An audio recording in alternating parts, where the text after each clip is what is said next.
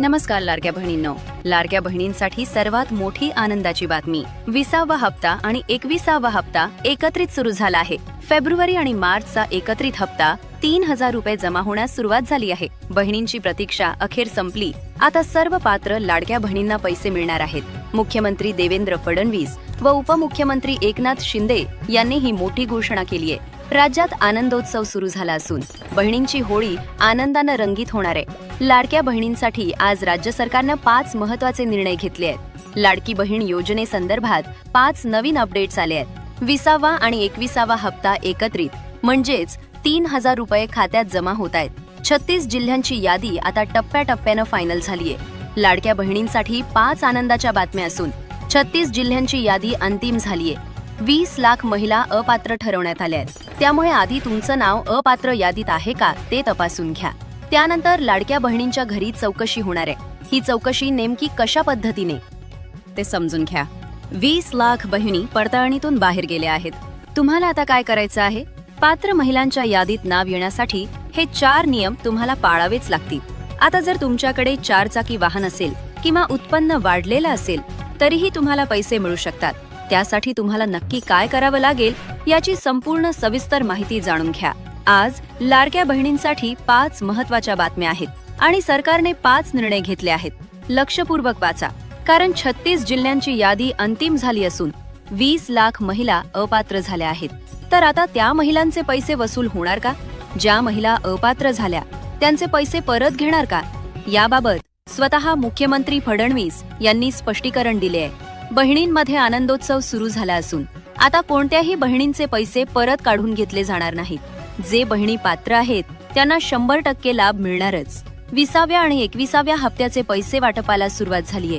दोन्ही महिन्यांचे एकत्रित 3000 रुपये बहिणींच्या खात्यात जमा होत आहेत. 36 जिल्ह्यांची यादी टप्प्याटप्प्याने तयार करण्यात आली आहे. महाराष्ट्रातील सर्व 36 जिल्हे तुम्ही नकाशावर पाहू शकता. त्या सर्व जिल्ह्यांमध्ये बहिणींची यादी आता तयार झालीय. कोणत्याही क्षणी मेसेज येणार आहे. आनंदाची बातमी अशी आहे की ज्या 20 लाख महिला अपात्र झाल्या होत्या त्या का अपात्र झाल्या, त्यामागे काय कारण होतं आणि तुमचं नाव त्या यादीत आहे का हे नीट समजून घ्या. लक्षपूर्वक वाचत रहा, कारण फेब्रुवारी आणि मार्च या दोन्ही हप्त्यांच्या यादीत नाव येण्यासाठी तुम्हाला काही नियम पाळावे लागतील. या नियमात तुम्ही बसला नाहीत तर हप्ता मिळणार नाही. आता फेब्रुवारी आणि मार्च म्हणजेच डबल हप्त्याचे वाटप सुरू झाले आहे. 3000 रुपये आता लाडक्या बहिणींना मिळणार आहेत. कोणत्या बहिणींना 3000 रुपये मिळतील हे आम्ही सांगणार आहोत. सोबतच रेशन कार्ड धारकांसाठी एक अत्यंत महत्त्वाची आनंदाची बातमी आली आहे. 20 लाख बहिणी योजनेतून का वगळण्यात आल्या, त्यामागचं कारण काय होतं? तुमचं नाव त्या 20 लाख महिलांच्या यादीत आहे का? आणि फेब्रुवारी व मार्च हप्त्याच्या यादीत नाव पाळायचे आहेत हे सर्व संपूर्णपणे जाणून घ्या. कारण आता 3000 रुपये म्हणजे फेब्रुवारी आणि मार्च दोन्ही हप्ते एकत्र तुम्हाला मिळणार आहेत. कोणत्या माता भगिनीला 3000 रुपये मिळतील आणि कोणत्या कारणास्तव मिळतील हे शेवटपर्यंत नीट वाचा. फेब्रुवारी आणि मार्च हप्त्यासाठी कोणते नियम पाळायचे? 4 चाकी वाहन असेल किंवा उत्पन्न वाढलेलं असेल तर त्यांनी काय करायचं? कोणत्या रेशन कार्डवर हप्ता मिळणार? चौकशी कशा पद्धतीने होणार? लाखो महिला योजनेतून वगळण्यात आल्या आहेत. संजय गांधी निराधार योजनेच्या लाभार्थी असणाऱ्या 5,30,000 महिला सापडल्या आहेत. वय वर्ष 65 पेक्षा जास्त असणाऱ्या 4,70,000 महिला आढळल्या आहेत. लक्षपूर्वक वाचा. त्यानंतर काही अशा महिला सापडल्या की ज्यांच्या घरात 4 चाकी आहे, नमो शेतकरी योजनेच्या लाभार्थी आहेत किंवा ज्यांनी स्वतःहून नाव मागे घेतलं, अशा 10 लाख महिला सापडल्या. अशा एकूण 20 लाख महिला अपात्र झाल्या आहेत. आता फेब्रुवारी आणि मार्चचा डबल हप्ता जर तुम्हाला हवा असेल तर टेन्शन घेणं बंद मिळाली आहे. लक्षपूर्वक ऐका. या यादीत तुमचं नाव आहे का? 20 लाख महिलांसाठी कोणते नियम असणार आहेत ते पहा. या नियमात जर तुम्ही बसलात तर तुमचं नाव रद्द होणार नाही आणि त्यासाठी आता पडताळणी होणार आहे.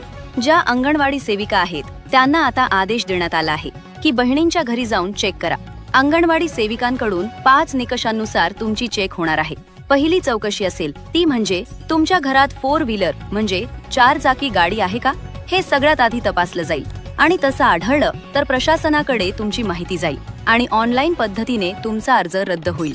दुसऱ्या प्रकारची चौकशी म्हणजे तुमच्या नावावर किती मालमत्ता आहे, शेती आहे का, प्लॉट आहे का, जी माता भगिनी लाडकी बहीण योजनेची लाभार्थी आहे तिच्या नावावर किती मालमत्ता आहे, शेती, प्लॉट हे देखील ऑनलाईन पद्धतीने तपासलं जाणार. 7/12 तात्काळ ऑनलाईन मागवले जाऊ शकतात आणि कदाचित तिथल्या तिथेच अर्ज रद्द होण्याची शक्यता आहे.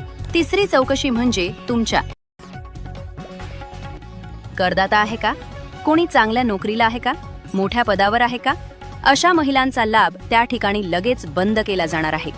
चौथी चौकशी म्हणजे तुमचं उत्पन्न 2.5 लाखांपेक्षा जास्त आहे का, याचीही चौकशी लवकरात लवकर होणार असून अशा महिलांना तात्काळ योजनेतून बाहेर काढलं जाईल. अशा 4 ते 5 प्रकारच्या चौकशा माता भगिनींच्या होणार आहेत. फेब्रुवारी आणि मार्च हप्त्याच्या यादीत नाव येण्यासाठी 4 नियम असणार आहेत. ते लक्षपूर्वक वाचा. ज्यांचं वार्षिक उत्पन्न 2.5 लाखांपेक्षा जास्त आहे त्या महिला अपात्र. ज्यांच्या घरातील सदस्य आयकरदाता आहे ती महिला अपात्र. ज्या घरात कोणी निवृत्ती वेतन घेत आहे ती महिला अपात्र. ज्या माता भगिनी इतर योजनांचा लाभ 1,500हून अधिक घेत आहेत त्या महिला अपात्र. ज्या माता भगिनींच्या घरात माजी किंवा विद्यमान खासदार किंवा आमदार आहे त्या महिला अपात्र.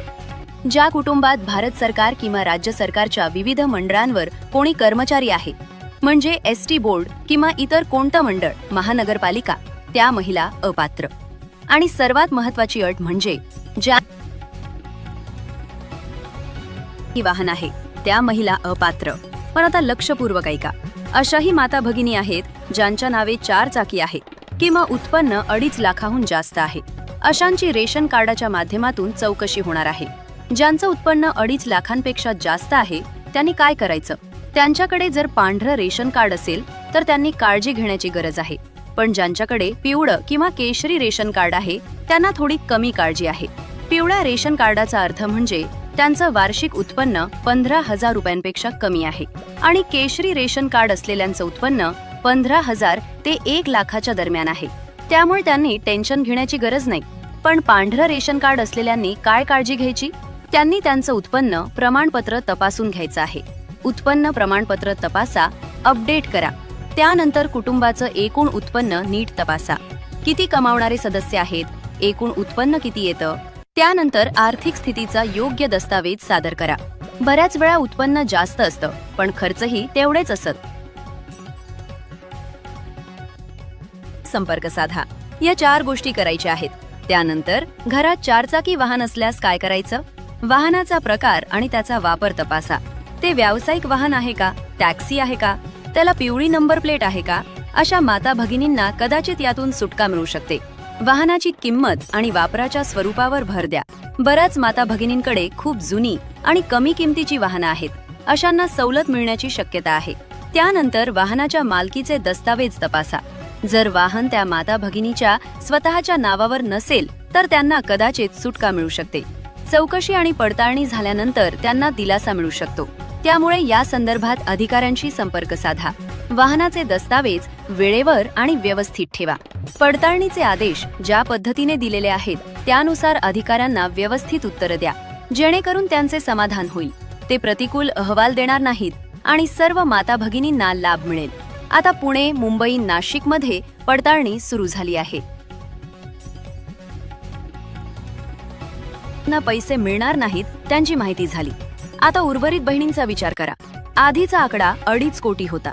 त्यातून 70 लाख महिला वगळण्यात आल्या आहेत आणि आता 1,80,00,000 महिलांना पैशांचे वाटप होत आहे.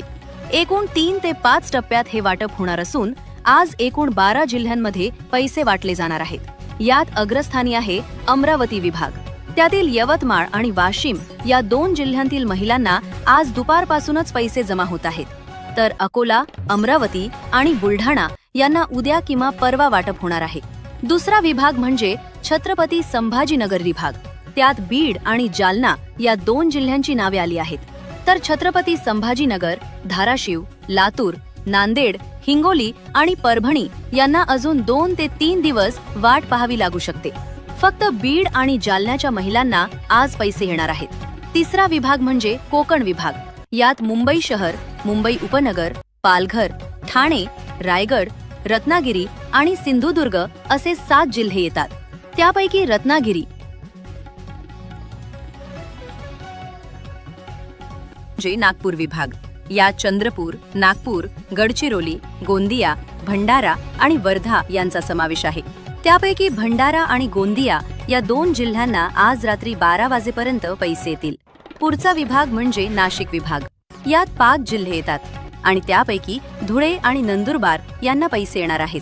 तर नाशिक, जळगाव आणि अहिल्यादेवी नगर यांना उद्या किंवा परवा पैसे येण्याची शक्यता आहे। शेवटचा विभाग म्हणजे पुणे विभाग। यात पुणे, सातारा, सांगली, सोलापूर आणि कोल्हापूर असे 5 जिल्हे येतात। त्यापैकी सांगली आणि सातारा या 2 जिल्ह्यांना आज 20वा आणि 21वा हप्ता प्राप्त होईल, तर उर्वरित जिल्ह्यांना उद्या किंवा परवा पैसे मिळू शकतात। ही वटी आजची यादी। उद्याची यादी आज रात्रीपर्यंत प्रकाशित होण्याची शक्यता आहे।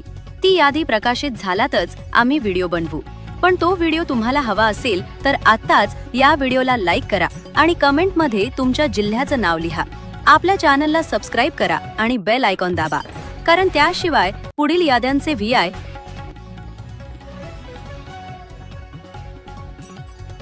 उत्तर नक्की देऊ।